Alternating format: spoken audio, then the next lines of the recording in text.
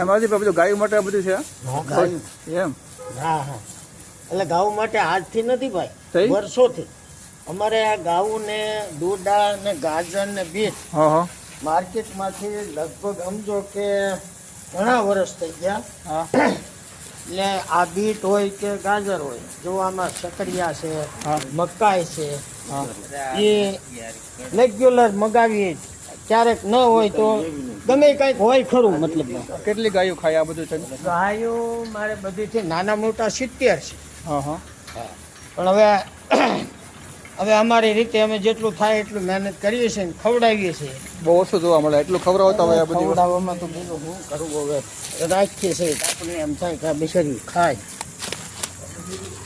બાકી આમાં કાંઈ કે દેશી ગાયું ગીર ગાયું કઈ છે?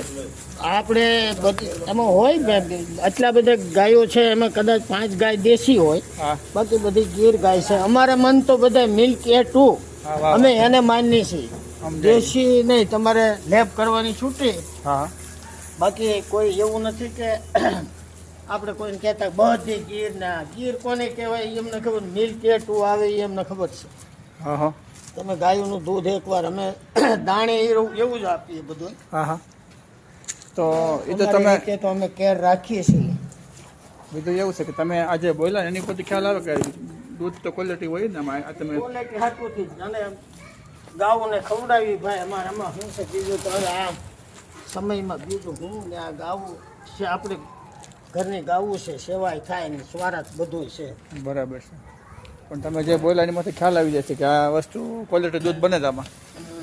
બહુ ઓછું જોવા મળે છે આવું બધું ખવડાવતા હોય. અલગ અલગ ચોઈસ હોય ને કે ભાઈ કરશો કે ન કરવો.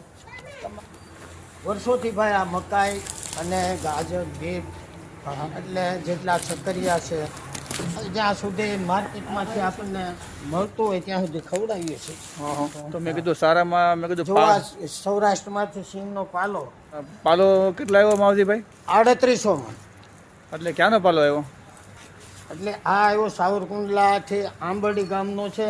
હા હા ત્યાર તો પછી ધારી પાસેથી લાવ્યા. એટલે એ સૌરાષ્ટ્રના અમુક ગામડામાંથી બધેથી આવે છે. તો ગીર વિસ્તારનો પાલો કહો ને. સુરતની અંદર આ સારો ગાયો ખાતી હોય, ભાગ્યે જ ખાતી હોય છે. અમુક ગૌશાળાની અંદર જ આવો સારો જોવા મળતો હોય છે. આજે આપણે જોઈએ છો ઢગલા મોઢે પશુઓને ખવડાવવામાં આવે છે, જે આપણે ઘરે ખાઈ એવી સરસ વસ્તુ છે. આ દૂધી પણ એક નંબર વસ્તુ છે. આ બીટ ક્વોલિટીનું ધ્યાન રાખીને બીટ બધી વસ્તુ લાવવામાં આવે, પણ સ્પેશિયલ માર્કેટિંગમાં ખરીદી કરી અને પછી આ વસ્તુનો લાવવામાં આવે છે. મકાઈ પણ એક નંબર છે ને આ બધી જગ્યા અહીંયા બધું ગાજર મકાઈ આજે આ લોકો બધા ભાઈઓ ગાયોને સારું નાખે છે એની અંદર બધું કમ્પ્લીટ છે. ડોડા છે, ગાજર છે, મકાઈ છે, મશીનની અંદર કૂટી કરી અને ભાઈઓ બધું પહોંચતું કરે છે ગૌશાળાની અંદર. આવડા મોટા જબરદસ્ત ગોડાઉન છે. આ સુરતની અંદર વેલંજા રોડ કેનાલને કાંઠે ભાલ વિસ્તારની કડપ છે. આ જે અત્યારે મોંઘામાં મોંઘી કડપ હોય તો ભાલની છે. ભાલની કડપ, સૌરાષ્ટ્રનો કાઠિયાવાડી પાલો. ખૂબ સુંદર ગૌશાળાની અંદર સાધુ સંતો